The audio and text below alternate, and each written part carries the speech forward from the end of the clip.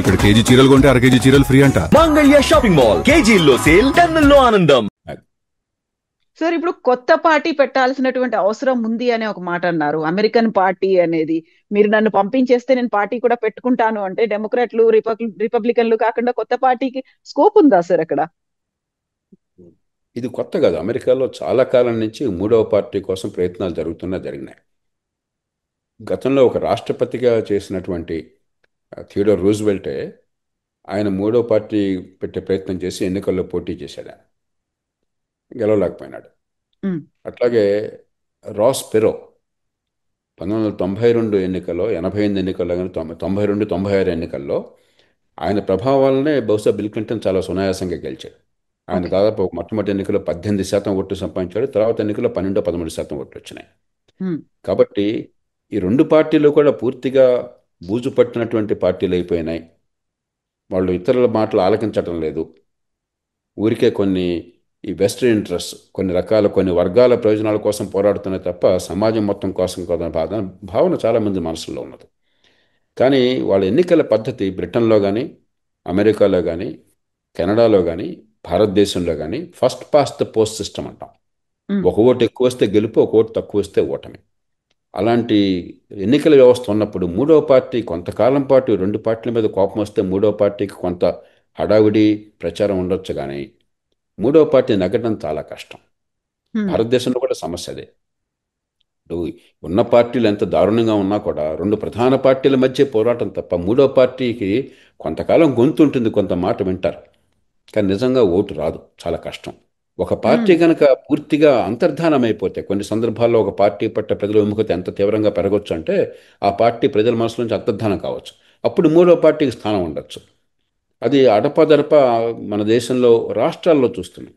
పంజాబ్లో ఆమ్ ఆద్మీ పార్టీ రావడం కానీ, ఢిల్లీలో రావడం కానీ, ప్రధానంగా ఏంటంటే కాంగ్రెస్ పార్టీ మీకు ఢిల్లీలోనూ, అకాలీదళ్ ప్రజల మనసుల్లోంచి పంజాబ్లోనూ అంతర్ధానం అయిపోయింది. అప్పుడు ఆమ్ ఆద్మీ పార్టీ రెండు పార్టీలు ఒకటిగా వచ్చింది. అలా అరుదైన సందర్భాల్లో ఒకప్పుడు అస్సాంలో అస్సాం గణ పరిషత్ ఉన్న పార్టీలు ప్రజల మనసులో అంతర్ధానం కావడం చేత అస్సాం గణ పరిషత్ వచ్చింది. అట్లాగా అరుదుగా రావచ్చు తప్ప దేశం మొత్తం రావడం చాలా కష్టం. మన ఎన్నికల వ్యవస్థలో మూడవ పార్టీకి పెద్దగా స్థానం ఉండదు. కాకపోతే మూడవ పార్టీ బలమైన ఎజెండా తీసుకొచ్చినట్టయితే దాన్ని ఈ ప్రధాన పార్టీలు దాన్ని సొంతం చేసుకుంటాయి. ఉదాహరణకి రాస్ పెరో 1992 ఎన్నికల్లో ఈ బడ్జెట్ని బ్యాలెన్స్ చేయటము, అప్పుల భారాన్ని పెంచకుండా కాపాడటము, ఆర్థిక క్రమశిక్షణ పాటించడం ప్రధాన అంశంగా తీసుకొచ్చాడు. దాన్నే బిల్ క్లింటన్ పూర్తిగా సొంతం చేసుకుని, ఆయన నిజంగా అమెరికన్ చరిత్రలో గత 30 ఏళ్లలో బడ్జెట్ని బ్యాలెన్స్ చేసిన వాళ్ళు ఎవరైనా ఉన్నారు, అప్పుల భారం తగ్గించే ప్రయత్నం చేసిన వాళ్ళు అంటే బిల్ క్లింటన్. కాబట్టి ప్రజల్లో ఆదరణ ఉన్నది, 10-15% ఓట్లు పడుతున్నాయని, కానీ ఆయన దాన్ని సొంతం చేసుకుని దానికోసం ఆ ఓట్లు ఆయన సొంతం చేసుకోగలిగాడు. ఆ రకంగా ప్రజాస్వామ్యం మార్పు వస్తుంది తప్ప కొత్త పార్టీ వచ్చి విజయం సాధించడం దాదాపు అసాధ్యం. సార్, ఇప్పుడు ఆపరేషన్ సింధూర్ ఆ టైంలో యుద్ధాన్ని నేను ఆపాను అనేటువంటి ఒక మాట డొనాల్డ్ ట్రంప్ చెప్పారు. ఆ తర్వాత మనం దాన్ని ఖండించాము, మనం సంప్రదించలేదు అనేది వచ్చింది. బట్ అమెరికాకు పిలిపించి వైట్ హౌస్ లో విందు భోజనానికి మనం రిజెక్ట్ చేసాం, మనం వెళ్ళలేదు. బట్ అక్కడి నుంచి మాత్రం ఒక ప్రతిపాదన కూడా వచ్చింది. డిన్నర్ చేసిన తర్వాత ఆపరేషన్ సింధూర్ వీటన్నిటితో మాట్లాడుతూ పీస్ ప్రైజ్ కి, నోబెల్ పీస్ బహుమతికి తన పేరు రికమెండ్ చేస్తున్నట్టుగా మునీర్ కూడా అనౌన్స్ చేశారు సార్. ఇప్పుడేమో ఇరాన్ ఇజ్రాయెల్ మధ్యలో యుద్ధం ఆగింది. At the same time Israel కూడా ఇంకొక మాట చెప్పారు, గాజా స్ట్రిప్ మీద మీరు దాడులు చేయకండి అనేది. ఇక్కడ సీజ్ ఫైర్ అవుతోంది, అక్కడ వాళ్ళకి రిక్వెస్ట్ లా లేకుంటే ఆంక్షలు, ఒక డిమాండ్లు అనేవి వినిపిస్తున్నప్పుడు EC in the race sir, ఎలా ఉంది అక్కడ? ఆయనకు నోబెల్ పీస్ ప్రైజ్ వస్తుంది అనుకుంటున్నారా సార్? ముందు ఈ రెండు అంశాలని వేరువేరుగా చూడాలి. భారత్ పాకిస్తాన్ మన మధ్య రెండు సంఘర్షణ, ఇజ్రాయెల్ ఇరాన్ నేపథ్యంలో సంఘర్షణ, రెండు వేరువేరుగా చూడాలి. దానికి వెళ్ళాక నోబెల్ గురించి మాట్లాడుకుందాం. భారత్ పాకిస్తాన్ విషయంలో ఉగ్రవాదాన్ని పాకిస్తాన్ ప్రేరేపిస్తుందన్న విషయం అందరికీ తెలుసు. అమెరికాయే దానివల్ల చాలా నష్టపోయింది. అమెరికాలో అతి తీవ్రమైనటువంటి ఉగ్రవాద చర్యకి, చరిత్రలోని ఉగ్రవాద చర్యలు అతి తీవ్రమైన చర్యకి 9/11 నాడు అక్కడ వరల్డ్ ట్రేడ్ సెంటర్ 2 టవర్స్ని కూడా పూర్తి చేసి 3,000 మందికి పైగా ప్రాణాలు కోల్పోవడం, ప్రపంచాన్ని కుదిపేసిన సంఘటనకు కారణమైనటువంటి మరి ఒసామా బిన్ లాడెన్ పాకిస్తాన్లో ఉంటే మాకు తెలియని వాళ్ళు బుకాయించారు. హ్మ్. ఇప్పుడు కూడా మాకు తెలియదు, మాకు తెలియకుండా ఆయన నివాసం ఏర్పరచుకున్నాడు. ఇది పాకిస్తాన్ రాజధాని పక్కనే, ఆయన సైనిక స్థావరాల పక్కనే. అలాంటి పాకిస్తాన్ మీద మనం తీసుకున్న చర్య చాలా పరిమితమైనటువంటి, ఆచితూచి వ్యవహరించాం. హ్మ్. సహజంగా ప్రతి దేశ పౌరులు వాళ్ళ దేశం పక్షపాతంతో మారుతారు. పక్షపాతంతో కాదు, మనం నిజంగా ఆబ్జెక్టివ్గా చూసినట్టయితే అక్కడ సైనిక దళాల మీద మనం దాడి చేయలేదు, అలాగే అక్కడ పౌరుల మీద దాడి చేయలేదు, అక్కడ దేశ ఆర్థిక వ్యవస్థ మీద దాడి చేయలేదు. కేవలం ఈ టెర్రరిస్టులకి స్థావరాలుగా ఉన్నవి, వాళ్ళ కవచాలుగా ఉన్నవి, వాళ్ళకి రక్షణ ఇస్తున్నవి, లేకపోతే వాళ్ళకి శిక్షణ ఇస్తున్నవి, అక్కడ మాత్రమే దాడులు చేశాం. కానీ మరి సహజంగానే ప్రతి దేశం కూడా తన స్వభావాన్ని కప్పుపుచ్చుకోవాలి. మాకు అది అన్యాయం జరిగిందని చెప్పి నేను గందరగోళం చేయాలి. ఆ నేపథ్యంలో వాళ్ళు మా దేశం మీద దాడి చేశారని వాళ్ళు ప్రతి దాడి చేశారు, విఫలమైనారు. హ్మ్. దానికి భారత్ మళ్ళీ ధీటుగా స్పందించేసరికి అప్పుడు దారికి వచ్చారు. హ్మ్. డొనాల్డ్ ట్రంప్ ఏమిటంటే సహజంగానే రెండు పెద్ద దేశాలు, భారతదేశం అంత పెద్దది కాకపోయినా కూడా పాకిస్తాన్ జనాభా ఈవేళ 24 కోట్లు ఎంత ఉన్నది. ప్రపంచంలో పాకిస్తాన్ ఈవేళ 5వ పెద్ద దేశం. భారతదేశం, చైనా, అమెరికా, ఇండోనేషియా తర్వాత పాకిస్తాన్ 5వ పెద్ద దేశం. మనం హ్మ్. మర్చిపోతున్నాం ఆ సంగతిని. రెండు దేశాలకు అణ్వాయుధాలు ఉన్నాయి. కాబట్టి ప్రపంచం ఎక్కడ కూడా ఒక సంఘర్షణ, ఒక స్థాయి దాటి భారత్ పాకిస్తాన్ మధ్య సంఘర్షణ ప్రపంచం కోరుకోదు, మనం కూడా కోరుకోం. హ్మ్. రెండు దేశాలు కూడా కోరుకో. ఏమాత్రం విద్యుత్తున్న మూర్ఖులైన వాళ్ళు, దుందుడుకు స్వభావం ఉన్నవాళ్ళు, ముందు చూపు లేని వాళ్ళు తప్ప సర్వనాశనమయ్యే యుద్ధాన్ని ఎవరో కోరుకోరు. అవును. కాబట్టి అమెరికా కానీ ఇతర దేశాలు కానీ ఇక్కడితో ఆగిపోతే బాగుండని కోరుకున్నమాట వాస్తవం. కానీ ఆగిపోయింది అమెరికా వల్ల కాదు, హ్మ్. ఆగిపోయింది పాకిస్తాన్కే. ఒక స్థాయి దాటితే పూర్తిగా నష్టపోతామన్న విషయం అర్థమైన తర్వాత వారు మనకి సంప్రదింపులు దిగారు. ఖచ్చితంగా పాకిస్తాన్ మీద అమెరికా ఒత్తిడి ఉన్నది. మనమే కూడా అమెరికా నుంచి, బహుశా ఇతర దేశాల నుంచి మనకు ఫోన్ కాల్స్లో ప్రధానమంత్రితో ఇతరులతో మాట్లాడినప్పుడు దయచేసి దీనికి ఆపే ప్రయత్నం చేయండి అని చెప్పి ఖచ్చితంగా అందరూ మాట్లాడి ఉంటారు, దానిలో అనుమానం హ్మ్. లేదు. హ్మ్. కానీ చివరికి ఎప్పుడైతే పాకిస్తాన్ ఇక ఇంతకంటే ముందుకెళ్తే మనం నష్టపోతామని గుర్తించి వాళ్ళు మరి సయోధ్యకు వచ్చి, సంధికి వచ్చి వాళ్ళే మేము మీతో మాట్లాడతామని చెప్పంటే మనం ఒప్పుకున్నాం. మనకు కూడా అది కొనసాగించాలన్న కోరిక లేదు. ఎందుకంటే హ్మ్. బాల్ ఇది పాకిస్తాన్ స్కోర్. యాహ్! మీరు ఎక్కడ ఆపితే మేము అక్కడ సిద్ధంగా ఉన్నాం. అలా కాకుండా మీరు దురుగ్గా ముందుకెళ్ళినట్టయితే మేము ముందుకెళ్తాం సిద్ధంగా ఉన్నాం. మీకు అణ్వాయుధాలు ఉన్నాయన్న కారణంగా మీరు ఏం చేసినా కూడా మౌనంగా సహించే స్థితిలో భారతదేశం లేదన్న సంకేతాన్ని బలంగా మనం ఇచ్చాం. ఆ నేపథ్యాన్ని అర్థం చేసుకోకుండా డొనాల్డ్ ట్రంప్ ఏమిటంటే ఆయనకి కొన్ని సందర్భాల్లో ఎక్కడ పెళ్లి జరిగినా తను పెళ్లి కొడుకు కావాలి, ఎక్కడ శవయాత్ర జరిగినా కూడా శవంగా ఉండాలి తను, అంటే తనే కేంద్ర బిందువు కావాలన్న కోరిక నిరంతరం ఉన్న మనిషి. కాబట్టి నా వల్లే అని ప్రకటించుకున్నాడు. అమెరికా ప్రమేయం లేదనుకోవడం పొరపాటు అవుతుంది. రెండు దేశాల మీద అమెరికా ఒత్తిడి ఎంతో కొంత ఉంది. బ్రిటన్ హ్మ్. ఒత్తిడి ఉంది, ఫ్రాన్స్ ఒత్తిడి ఉంది, చైనా కూడా బహిరంగంగా చెప్పింది, రహస్యంగా కూడా చెప్పలా. హ్మ్. ఈ దాడుల పట్ల విచారిస్తున్నాము, వాళ్ళన్న మాటలు చూడండి, ఆచితూచి వ్యవహరించారు. భారతదేశం పాకిస్తాన్ మధ్య దాడిని విచారిస్తున్నాము, టెర్రరిజాన్ని వ్యతిరేకిస్తున్నాము, టెర్రరిజం అంతం కావాలి. భారత్ పాకిస్తాన్ పొరుగు దేశాలు, మనమందరం పొరుగు దేశాలు అయినప్పుడు ఏదో రకంగా సయోధ్య కావాలి. ఈ మూడు సరైన మాటలే. హ్మ్. కాబట్టి ప్రపంచం అంతా కూడా రెండు దేశాల మధ్య ఒక స్థాయికి మించి సంఘర్షణ ఉండకూడదని కోరుకున్నాం. అవును. దాని ప్రభావం మన మీద ఉంటుంది. సమాజం ఎలా భావిస్తుందనే విషయం ప్రభావం మన మీద ఉంటుంది. అంతకుమించి అమెరికా ప్రభావం లేదు. కాకపోతే ఆయన తొందరపడిపోయేసి తన వల్ల అని చెప్పిన మాట చెప్పుకున్నాడు. కానీ ఇరాన్ విషయంలో అది వేరు. హ్మ్. ఇరాన్ విషయంలో నా దృష్టిలో డొనాల్డ్ ట్రంప్ చాలా ఆచితూచి వ్యవహరించాడు. ఎప్పుడైతే ఇజ్రాయెల్ ఒక స్థాయికి దాడిలోకి దిగిందో, హ్మ్. ఆ దాడుల వల్ల వచ్చే ప్రతిస్పందన లేకుండా ఇజ్రాయెల్ చేయగలిగిందో, ఏం చేసింది ఇజ్రాయెల్? ఇరాన్లో వాళ్ళకి ఆ, విమానాలకు ఏ రకమైన యుద్ధ విమానాలకు ప్రపంచం నుంచి, అమెరికా నుంచి కానీ లేకపోతే ఇజ్రాయెల్ నుంచి కానీ యుద్ధ విమానాలకు ఏ రకమైన ప్రమాదం లేకుండా ఎయిర్ డిఫెన్స్ని మొత్తాన్ని ధ్వంసం చేయగలిగింది హ్మ్. అప్పటికే. రెండు, ఇరాన్కి ఇరాన్ ప్రోత్సాహంతో ఉన్నటువంటి టెర్రరిస్ట్ దళాలను పూర్తిగా నిర్వీర్యం చేయగలిగింది. హెజ్బుల్లా కానీ, లెబనాన్లో ఉన్న హెజ్బుల్లా కానీ, లేకపోతే గాజాలో ఉన్న హమాస్ కానీ, లేకపోతే ఇరాక్లో ఇతర ప్రాంతాల్లో ఉన్నటువంటి ముస్లిం బ్రదర్హుడ్ కానీ, లేకపోతే యెమెన్లో ఉన్నటువంటి హౌతీస్ కానీ, ఈ నలుగురిని చాలా మేరకు నిర్వీర్యం చేయగలిగింది. ఎప్పుడైతే ఈ రెండు జరిగినాయో హ్మ్. అప్పుడు కనుక అమెరికా ఆ పని చేయకపోయినట్టయితే ఇంకా మళ్ళీ అవకాశం రాదు, చరిత్ర క్షమించదు. కాబట్టి ఉమ్, అమెరికా దిగాల్సి వచ్చింది. కానీ అంతటితో ఖచ్చితంగా ఆపేశాడు ఆయన. మేము ఐతుల్లా ఖమీనీ మీద దాడి చేయము, ఉమ్, అక్కడ ప్రభుత్వం మార్పు కోసం మేము ప్రయత్నం చేయము, మీరు కనుక ఇప్పటితో ఆపితే మేము గొడవ చేయము అని వాళ్ళు ఏదో ఫేస్ సేవింగ్ కోసం చెప్పని కొన్ని క్షిపణులు పంపించారు. ముందుగా చెప్పి పంపించారు, వాళ్ళు వెంటనే వీటిని నిర్వీర్యం చేయగలిగారు. వెంటనే ఇరాన్ కూడా దారికి వచ్చింది, సీజ్ ఫైర్ వచ్చింది. ఉమ్, అట్లాగే అదే సమయంలో ఇజ్రాయెల్ మీద ఒత్తిడి తీసుకొచ్చి ఇరాన్తో ఇజ్రాయెల్ సీజ్ ఫైర్ తీసుకురాగలిగాడు. ఇప్పుడు గాజా మీద ఒత్తిడి తీసుకొస్తున్నాడు. కాబట్టి ఉమ్, ఇక్కడ మాత్రం ఆచితూచి వ్యవహరించాడు ఆయన. అంచేత అన్ని చోట్ల ఆయన ప్రమేయం అన్నది సరైనది కాదు. కానీ ఇరాన్ విషయంలో మాత్రం అమెరికా చాలా సరిగ్గా వ్యవహరించింది, డొనాల్డ్ ట్రంప్ సరిగ్గా వ్యవహరించాడు. ఇక మూడో నోబెల్ ప్రైజ్. సరే, పాకిస్తాన్ ఆ, సైన్యాధ్యక్షుడికి ప్రపంచ సమాజంలో ఏ రకమైనటువంటి విశ్వసనీయత ఉండదు.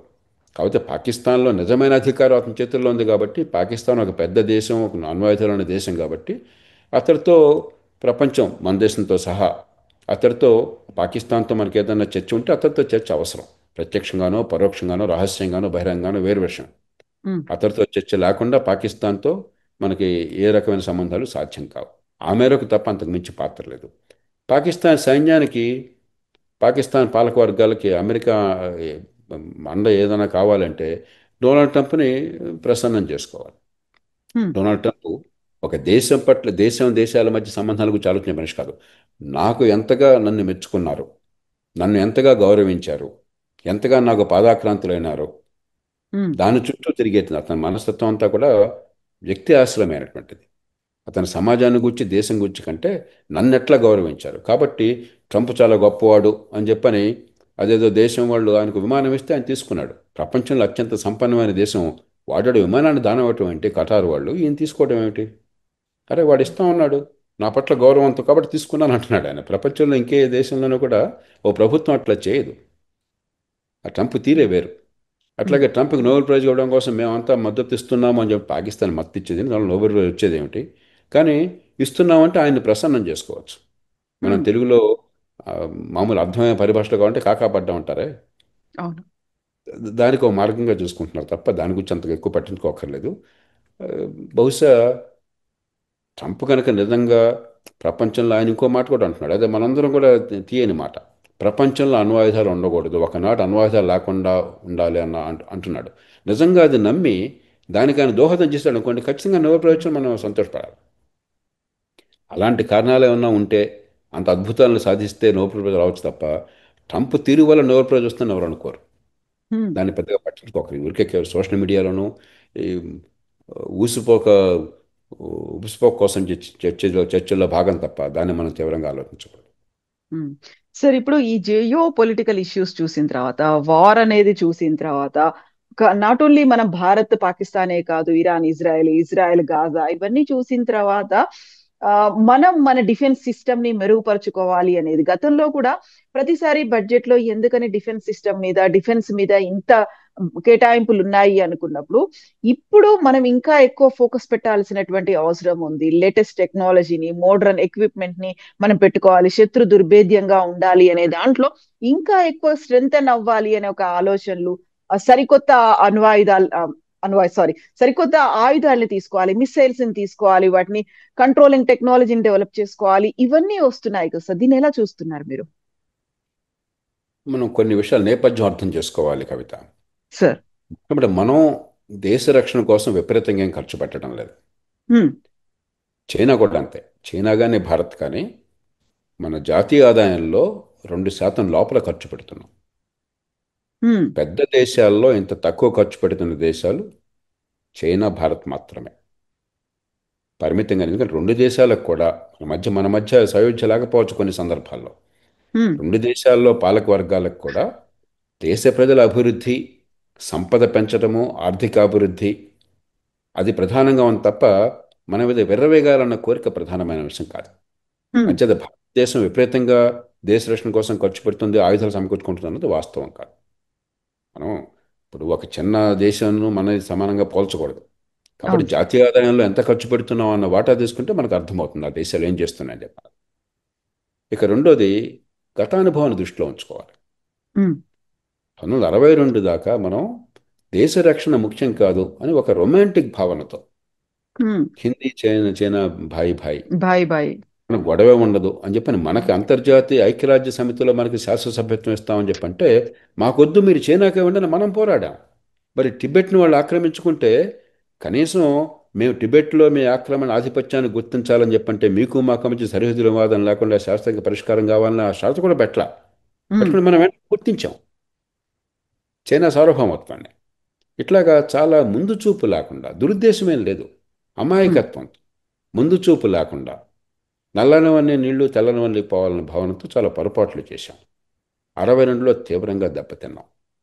ఉమ్, మన దేశంలో కేవలం పోయిన నష్టం మాత్రమే కాదు, జన నష్టము లేకపోతే కొంత భూమి నష్టం మాత్రమే కాదు, భారతదేశ ఆత్మగౌరవానికి ఆత్మవిశ్వాసానికి తీవ్రమైనటువంటి విఘాతం కలిగింది.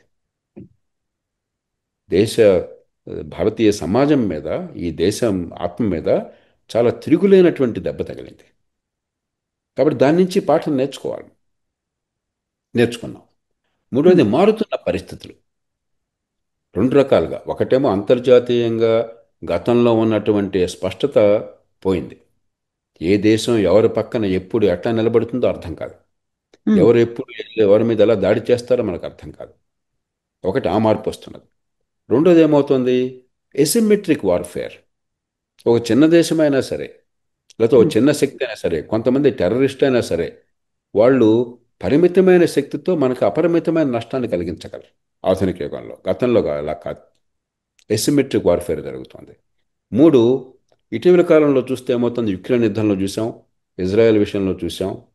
మనకేమవుతుంది, పూర్వకాలంగా ట్యాంకులతోనూ యుద్ధ ఉమ్. విమానాలతోనూ, లేకపోతే మీరు చెప్పారు మన ఆ, S-400లు. నౌకలే కాకుండా ఈ ఉమ్, ఈ విక్రాంత్ లాంటి ఎయిర్ క్రాఫ్ట్ క్యారియర్లతోనూ వాటితో కాదు యుద్ధం జరిగేది. ఇప్పుడు అదంతా ఉమ్, కూడా చాలా హై కాస్ట్ వార్ఫేర్ అప్పుడు. ఇప్పుడు డ్రోన్స్తోనూ, electronic warfare, information warfare, digital warfare పెరిగిపోతుంది. ఉమ్, కాబట్టి దానికి తగ్గట్టుగా మనం ఆధునిక సాంకేతిక విజ్ఞానాన్ని తీసుకోవాలి, ఆధునిక సైనిక పాఠవాన్ని పెంచుకోవాలి. ఆ నేపథ్యంలో మనం ఆలోచించాలి. కాబట్టి మనం ఖర్చు విపరీతంగా పెట్టట్లా. మనం పెట్టే ఖర్చులో కూడా చాలామంది తెలియచ్చు తెలియకపోవచ్చు, పెన్షన్లకి ఎక్కువ ఖర్చు అవుతుంది. ఉమ్, డిఫెన్స్లో పనిచేసేవారు 180-90 మంది 15 ఏళ్లతో రిటైర్ అయిపోతారు. కాబట్టి 15 ఏళ్ళు రిటైర్ అంటే అర్థం ఏంటి, 18-20 ఏళ్లలో సైన్యంలో చేరతారు, 35 ఏళ్ళకి రిటైర్ అయిపోతారు, తర్వాత 50-60 ఏళ్ళు సజీవులుగా ఉంటారు వాళ్ళు వాళ్ళ కుటుంబాలు. అంతకాలం పెన్షన్లు భరించాల్సి వస్తుంది. పెన్షన్లు ఏమో ఇండెక్స్ అని చెప్పంటాం, అదే పనిగా పెరిగిపోతున్నాయి. కాబట్టి మనం ఉమ్, దేశ రక్షణ పేరుతో పెట్టే ఖర్చులు అత్యధిక భాగం పెన్షన్లకే పోతుంది. ఉమ్, అంచేత రెండు చేయాలి. ఒకటి, మనం ఖచ్చితంగా రక్షణ కోసం పెట్టే ఖర్చును పెంచాలి. రెండు, ఆ పెట్టే ఖర్చు గుడ్డిగా పెట్టడం కాకుండా ఆధునిక సాంకేతిక విజ్ఞానానికి పనికొచ్చే రీతిలో, భవిష్యత్ అవసరాలకు పనికొచ్చే రీతిలో మనం ఖర్చు పెట్టాలి, పూర్వకాలంలాగా గుడ్డిగా కాకుండా.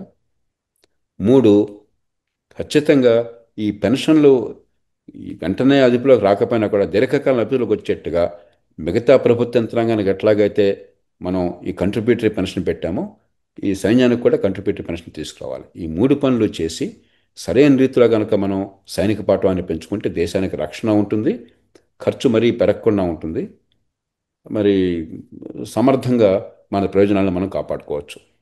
ఉమ్. సో ఇన్ని ఇష్యూస్ జరిగిన తర్వాత మొన్న ఇరాన్ మీద స్టెల్త్ బాంబర్లను ఉపయోగించింది అమెరికా అనేది, బంకర్లలో బ్లాస్ట్లు చేసేటువంటి మిసైల్స్ ని ఉపయోగించింది అని, కొన్ని వందల మీటర్ల లోపల ఉన్నటువంటి బంకర్లను కూడా ఛేదించగలిగేటువంటి క్షిపణులు ఉన్నాయి, అలాంటి టెక్నాలజీ ఉంది, వాటికి వందలు వేల కోట్లలో ఖర్చు అవుతుంది అనుకున్నప్పుడు ఇప్పుడు పెట్టాల్సినటువంటి అవసరం వచ్చింది అనేది ఒక సాక్ష్యాలు మనకు కనిపిస్తున్నాయంటారా సరే ఎదురుగా జియోపొలిటికల్ ఇష్యూస్ నేపథ్యంలో? ఇప్పుడు ఇరాన్ ఏం చేసిందంటే, ఆ అణ్వాయుధాల ఉత్పత్తి కోసం తయారు చేస్తున్నటువంటి ఈ సరంజామా ఉంది, ఎన్రిచ్మెంట్ అంటారు. ఉదాహరణకి చాలామందికి తెలుసో తెలీదో, అణు విద్యుత్తు ఉత్పత్తి కోసమైనట్టయితే, ఉమ్, న్యూక్లియర్ పవర్ ప్లాంట్స్ కోసమైనట్టయితే మీకు కావాల్సిన యురేనియం కాన్సన్ట్రేషను 2.5% నుంచి 3.5%. ఉమ్, ఇరాన్ చేస్తున్నది ఇప్పటిదాకా 60%. ఉమ్, 60% ఎన్రిచ్మెంట్ యురేనియం కేవలం అణ్వాయుధాలకు మాత్రమే అవసరం. 60 నుంచి 90కి, 90 నుంచి 98కి వెళ్ళిపోతుంది. అణ్వాయుధాలకు మాత్రమే, దానికి వేరే అవసరం లేదు, ఆ, వేరే ప్రయోజనం లేదు. కాబట్టి ఇరాన్ అణ్వాయుధాల ఉత్పత్తి కోసం ఏర్పాట్లు చేస్తోందన్న విషయం ప్రపంచం మొత్తానికి తెలుసు. దానిలో అనుమానం మాత్రం లేదు. ఇరాన్ గతంలోనే న్యూక్లియర్ నాన్ ప్రొలిఫరేషన్ ట్రీటీలో సభ్యులుగా ఒప్పందం పెట్టింది. భారతదేశం ఏనాడు పెట్టలా. ఉమ్, మొట్టమొదటి నుంచి భారతదేశం దానికి వ్యతిరేకం. మీ అందరికీ లేనటువంటి షరతులు మాకు పెడితే మేము ఎందుకు ఒప్పుకుంటాం, మీరందరూ ఆపితే మేము కూడా ఆపుతాం అని చెప్పి మనం నిర్ణయం తీసుకున్నాం. ఇజ్రాయెల్ ఏనాడు పెట్టలా. ఉమ్,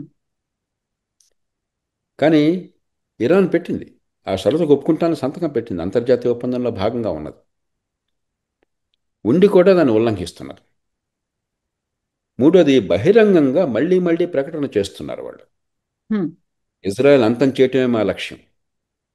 భారతదేశం కానీ చైనా కానీ, చైనా మనకి వాళ్ళకి సయోధ్యలేకపోవచ్చు, కానీ చైనా ఇంకో దేశాన్ని అంతం చేయడం లక్ష్యంగా ప్రకటించట్లా.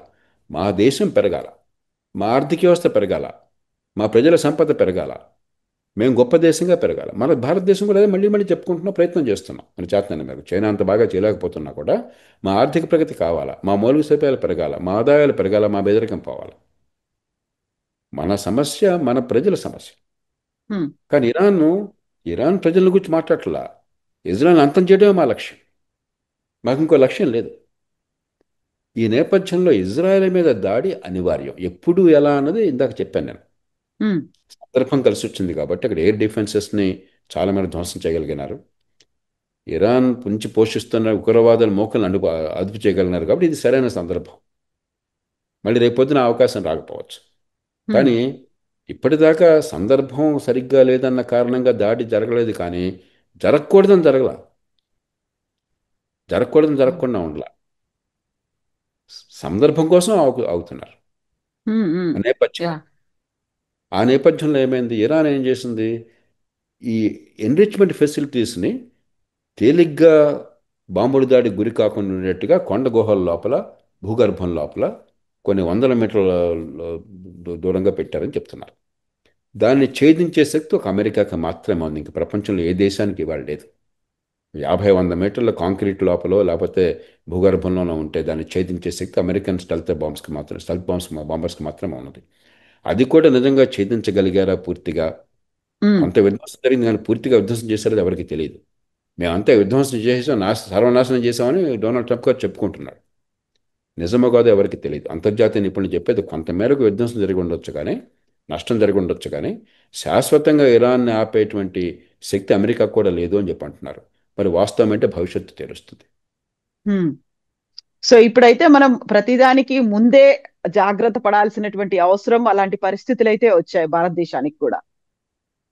అందుకనే మనం ఖచ్చితంగా ఆధునిక టెక్నాలజీని మనం సంతరించుకోకపోతే, ఊరికే గుడ్డిగా పూర్వకాలంలాగా సైనిక దళాలంటే కొన్ని లక్షల మంది సైనికులు, కొన్ని వేల కన్వెన్షనల్ ట్యాంకులు, మెథడ్ లో.